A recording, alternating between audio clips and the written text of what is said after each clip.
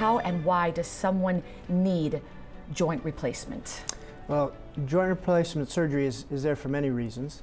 The most common reason is something called osteoarthritis.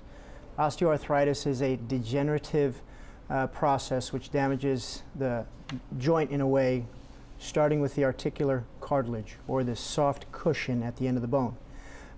Once this is damaged, we start to see more and more damage to the underlying layers of the bone, the soft tissue around the bone, and then what you got is a joint, a hip or a knee or other joints that just don't work anymore. Doctor, what is surgery like to replace a joint? Because a lot of people always think, oh goodness, I have to do this. Right. What am I getting myself into? Well, the important thing I try to impress upon everybody is that this is something that I do and surgeons like me do every single day. So it's fairly routine. That being said, it is still your hip replacement or your knee replacement. So in that sense, it's special and needs to be taken very seriously. But the surgery itself, it's something that we do many of these in the United States and across the world every day.